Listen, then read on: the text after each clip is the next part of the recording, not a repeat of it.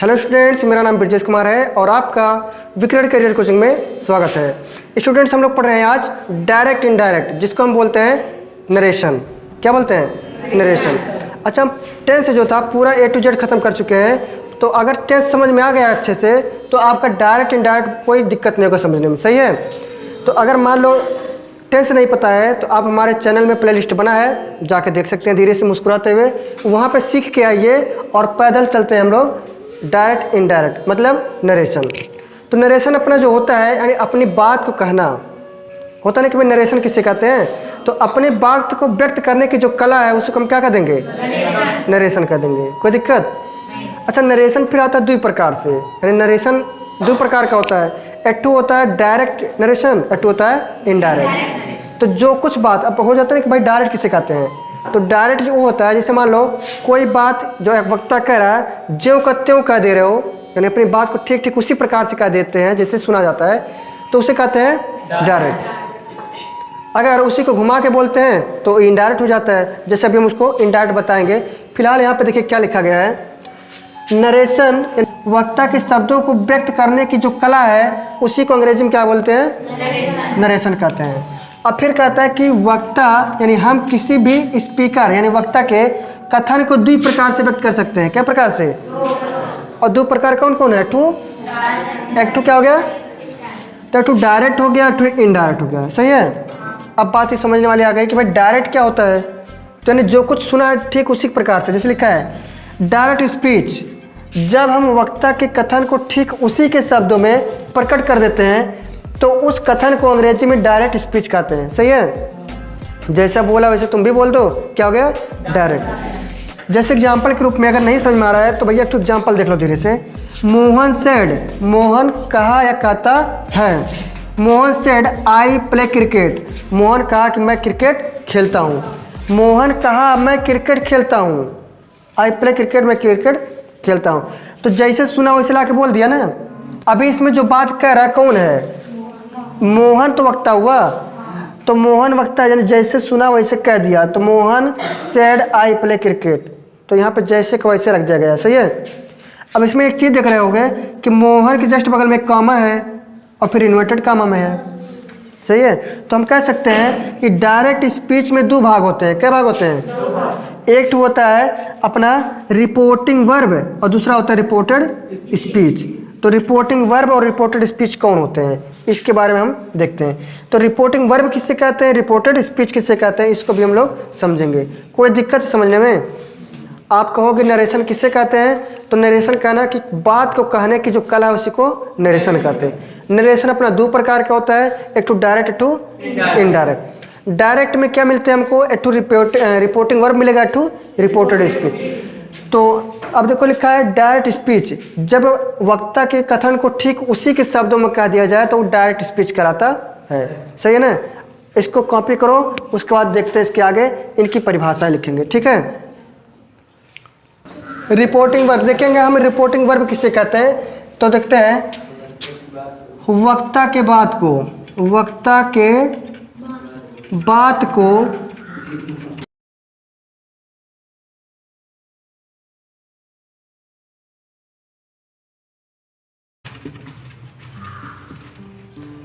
सही है?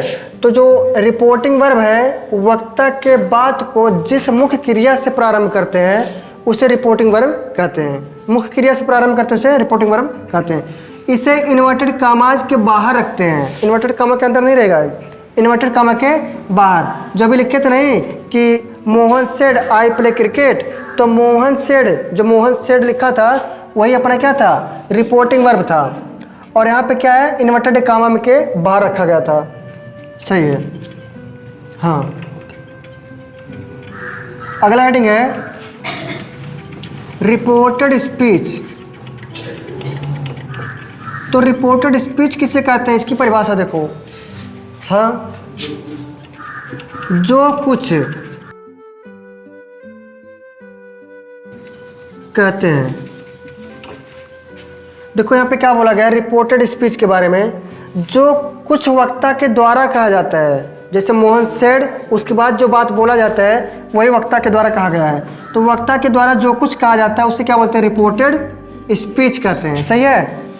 एक इन्वर्टेड कामा के अंदर लिखा जाता है इसको, तो हम लिखेंगे इसे इन्वर्टेड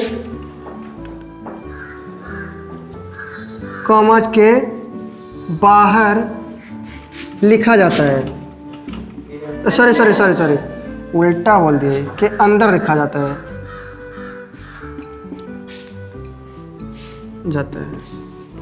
बाहर तो रिपोर्टिंग वर्ब आता है, और क्या होता है अंदर। ठीक है। अच्छा एक बात बताओ, मान लो हो सकता है कन्फ्यूजन हो तुम लोग को कि कौन रिपोर्टेड स्पीच है कौन रिपोर्टिंग वर्ब।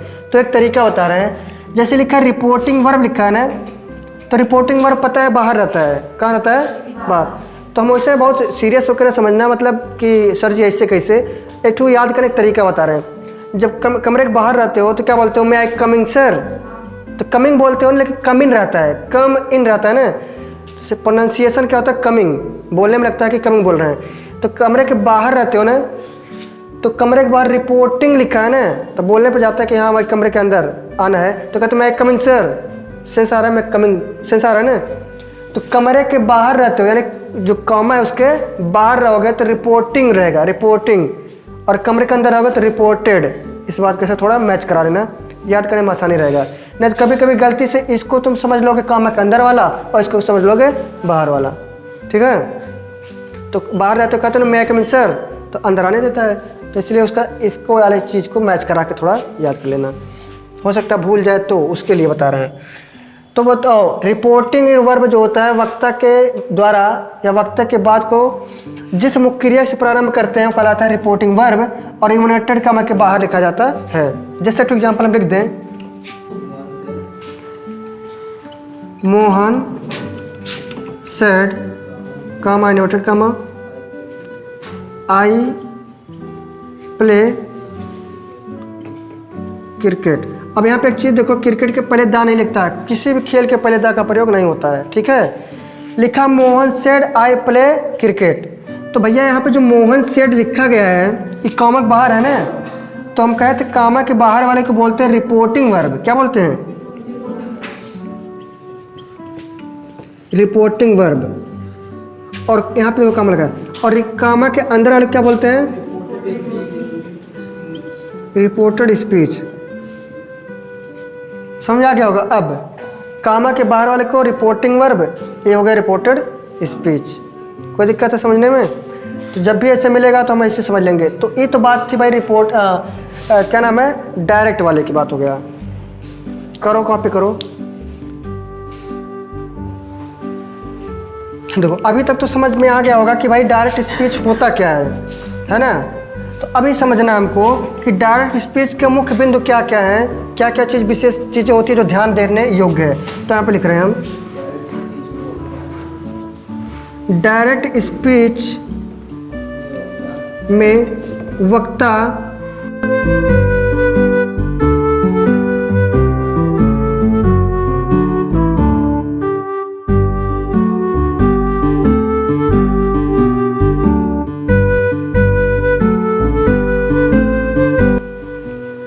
देखो क्या क्या चीज़ मिला।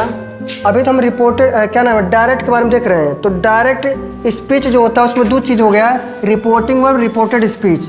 फिर मुख्य बिंदु ये चीज़ आ गया कि जैसे यहाँ पे लिखा है Mohan said comma inverted comma I play cricket, मैं क्रिकेट खेलता हूँ। तो कह रहा है कि पहला डायरेक्ट स्पीच में वक्ता यानी स्पीकर के कथन को, यानी जो बात वो कह रहा है उसको कहाँ रखते हैं, इन्वर्टेड कामा के अंदर।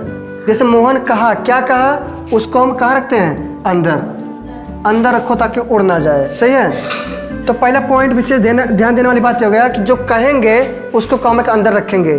सही है। दूसरा कहा है कि रिपोर्टिंग वर्ब यानी जो बाहर है कामा के बाहर के पश्चात कामा लगाते हैं। तो देखो यहाँ पे रिपोर्टिंग वर्ब के जस्ट बाद क्या लगाए हैं, कामा। सही है। फिर आ गया तो कामा लगा दिए। फिर कह रहे इन्वर्टेड कामा, इस सिंगल कामा में बात हुआ था, इन्वर्टेड यहाँ पे देखो उल्टा लगा दिया, ऐसा रहता है ना, पता नहीं कैसे रहता है, चलो जो भी है। इन्वर्टेड कामा जो लिखा है कि अंदर प्रथम भाग का पहला अक्षर, तो प्रथम भाग हमारा यही तो है, इसका पहला अक्षर हमेशा कैसा रहेगा, कैपिटल लेटर रहेगा बड़े लेटर में, कोनो भी शब्द आएगा यहाँ पे बड़ा लेटर। और आई ऑलरेडी हमेशा कहीं भी रहता है, आई को कैपिटल ही लिखा जाता है, आई को स्मॉल नहीं लिखा जाता है, आई को कैपिटल ही लिखा जाता है, इस बात को ध्यान देना। और आई को छोड़ के मान लो ही होता है ना, तो ही का भी यहाँ पहला अक्षर कैसा रहता है? कैपिटल। कोई भी आएगा यहाँ पे पहला अक्षर कैपिटल। और मान लो किसी का नाम आ गया तो ठीक है, तो हमें सर्वे करता है, ठीक है ना। तो ये हमारा डायरेक्ट स्पीच का काफ़ी कुछ काम की चीज़ें थी जो कि जानना ज़रूरी था, सही है, ठीक है। अब इसके आगे देखते हैं, हम इसको मिटा रहे हैं, अब कॉपी करो। हाँ देखो अगला है, इसमें बता रहा है इनडायरेक्ट। तो भाई डायरेक्ट में क्या क्या चीज़ें होता है उसको हम देख लिए। अब इनडायरेक्ट में ये कहता है कि जो कुछ भी वक्ता द्वारा कहा गया है उसको अपने शब्दों में कहे तो क्या कहलाएगा? इनडायरेक्ट। अपने शब्दों में कहोगे तो वो इनडायरेक्ट कहलाएगा, ठीक है। उसी परिभाषा को हम लिख रहे हैं। यदि हम वक्ता के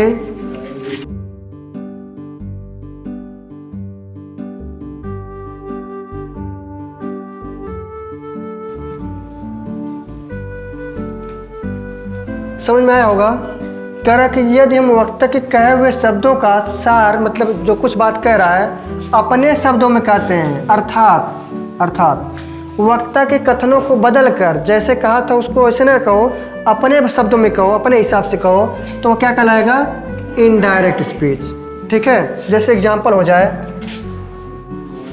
जैसे अभी हम लिखे थे मोहन, देखो लिखे क्या थे, पहले वाले में क्या था? Mohan said comma inverted comma आई प्ले क्रिकेट, ऐसे तो लिखे थे। इसको जब हम बदल रहे हैं इनडायरेक्ट स्पीच में, किस में है? डायरेक्ट स्पीच में था ये। अगर इसको इनडायरेक्ट में चेंज करते हैं तो इसी को हम बदल कर कहेंगे मोहन, हाँ, सेड कामा इन्वर्टेड कामा की जगह पे आता है दैट आ जाता है, और आई प्लेड, सॉरी यहाँ पे हाँ एक चीज देखो, अभी आगे हम पढ़ाएंगे नियम। आई जो होता है ये होता है फर्स्ट पर्सन, और फर्स्ट पर्सन सब्जेक्ट के हिसाब से। तो मोहन का प्रोनाउन लिखोगे यहाँ पे क्या आ जाएगा? ही। तो मोहन लिखा हो गया Mohan said that he played cricket, ये हो गया इनडायरेक्ट में। समझ में आया? अभी सब्जेक्ट के हिसाब से, ऑब्जेक्ट के हिसाब से ये सब चीज़ें जो आ रहा है ना, अभी आगे पढ़ाया जाएगा, पूरा विस्तार से समझ में आएगा। अब यहाँ पे देखो क्या हो गया, अभी कह रहा था मोहन सेड, मोहन ने कहा मैं क्रिकेट खेलता हूँ, ये डायरेक्ट था। अब इसको अपने शब्द में कह रहा है मोहन कहता है कि आ गया ना इसमें, मोहन कहता है कि वह क्रिकेट खेलता है, अपने शब्द में कह रहे हो तो तुम्हारा इनडायरेक्ट है। अभी जैसे कहे थे वैसे रख दिए, डायरेक्ट हो गया। अपने शब्दों में कह दिए, इनडायरेक्ट। देखो कितना परिवर्तन आ गया, यहाँ पे आई था, यहाँ पे ही हो गया, यहाँ पे कुछ नहीं तक दैट आ गया। तो Mohan said that he played cricket, ये इनडायरेक्ट रूप में लिखा गया है। कोई दिक्कत है? ये तो अभी पहचान चल रहा है। देखो जैसे क्या था, हम लोग डायरेक्ट स्पीच जब पढ़ रहे थे तो उसमें मुख्य बिंदु था कुछ याद करने वाला ना, जरूरी चीज़। ऐसे ही इनडायरेक्ट के भी मुख्य बिंदु हैं, उनको भी जानना जरूरी है, नहीं तो सेंटेंस गलत माना जाएगा। हेडिंग करोगे आप लोग कि इनडायरेक्ट स्पीच के मुख्य बिंदु, यानी इनको याद रखना बहुत ज़रूरी है। जैसे होता नहीं, खाना बनाने के बाद मसाला नमक डालना ज़रूरी है। अगर खाना बना रहे हो मसाला नमक नहीं डाल रहे हो तब सभी स्वाद बेकार है, ठीक है। तो लोग खाते नहीं बल्कि फेंक देते हैं ना, फेंकना ही पड़ता है। और कुछ लोग को थोड़ा दया आता है कि फेंकना ना करे, फेंके ना, तो उसमें थोड़ा नमक डाल के खा लेते हैं। ऐसे इसमें है, सेंटेंस अगर गलत हो जाएगा तो अगर दया आएगा तो थोड़ा सा बना देंगे भाई, गलत में काटने की वजह थोड़ा सा बना देंगे, और अगर दया नहीं आया तो काट के फेंक देंगे। तो वही चीज़ होता है कि जानना ज़रूरी है, गलती है तो उसको जानना ज़रूरी है, तो ताकि गलती ना करो। तो उसी पॉइंट को लिख रहे हैं हम। इसमें कोई जो कॉमा या पहली बात क्या हो गया, देखो हम लोग क्या कर रहे थे, इसमें कोई कामा या इन्वर्टेड कामा नहीं होता है। देखो कहीं लगा है, इनडायरेक्ट में लिखा है ना, कामा इन्वर्टेड कामा कहीं पर लगा है, नहीं लगा है। और उसके कथन को हम कैसे लिख रहे हैं? बदल के लिख रहे हैं। तो बात पहले पता चल गया, पहला पॉइंट। दूसरा point, reported speech. Reported speech, अच्छा एक बात बताओ, रिपोर्टेड स्पीच कौन है? यहाँ वाला है ना, कॉमा के अंदर वाला। तो रिपोर्टेड स्पीच के, अब इसमें आ गया है ना, तो जो पहला अक्षर था कैपिटल लिख रहे थे ना, लेकिन अब क्या कर रहे हैं स्मॉल में। तो यहाँ लिख सकते हैं रिपोर्टेड स्पीच का पहला अक्षर कैपिटल नहीं होता है। समझ पाए हो ना? उसमें रहता है, डायरेक्ट में तो रहेगा कैपिटल, इनडायरेक्ट में कर दिए तो नहीं। तीसरा पॉइंट, रिपोर्टिंग वर्ब के बाद कोई कॉमा नहीं लगाया जाता है। देखो रिपोर्टिंग वर्ब यहाँ पे हमारा था ना, इधर वाला कॉमा के अंदर वाला, तो अब इसका जो हिस्सा खत्म हो गया, तो कहीं कॉमा लगा है? नहीं लगाया, तो नहीं लगाया जाता है। पांचवा पॉइंट, नहीं 1 2 3 4 चौथा, हाँ, रिपोर्टिंग स्पीच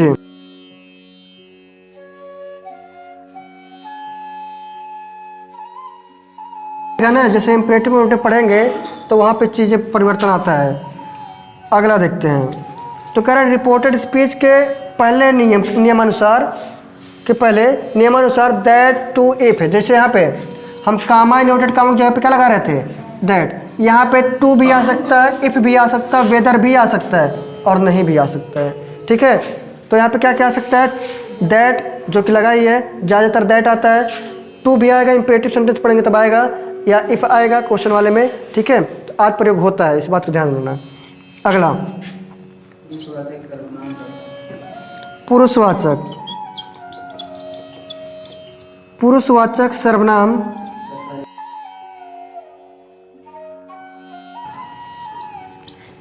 कुछ परिवर्तन होते हैं। देखो क्या कर रहे हैं, पुरुषवाचक सर्वनाम यानी व्यक्तिवाचक सर्वनाम भी कहते हैं इसी को, या पर्सनल प्रोनाउन भी कहते हैं। तो पर्सनल प्रोनाउन तथा रिपोर्टेड स्पीच की जो क्रिया है, नियमानुसार कुछ परिवर्तन होते हैं, जो कि आगे पढ़ाया जाएगा। सही है ना? तो हमको देखो कहाँ कितना 5 पॉइंट देखने योग्य चीज़ें हैं, क्योंकि अगर इसको नहीं पहचानोगे सही से तो यहाँ पे परिवर्तन भी नहीं कर पाओगे इनडायरेक्ट में। तो इनडायरेक्ट में बदलते समय क्या क्या ध्यान देना है? देखो इसमें कोई कामा का प्रयोग नहीं होगा, कोई इन्वर्टेड कामा का भी प्रयोग नहीं होगा। सही है? दूसरा पॉइंट कहा है कि रिपोर्टेड स्पीच का पहला अक्षर, रिपोर्टेड स्पीच कौन? कामा के अंदर वाले की बात कर रहा है। रिपोर्टेड स्पीच का पहला अक्षर जो है अपना, ठीक है, उसका पहला अक्षर कैपिटल नहीं होता है। पहले तो रहेगा, लेकिन जब इसमें चेंज करोगे तो कैपिटल नहीं रहेगा।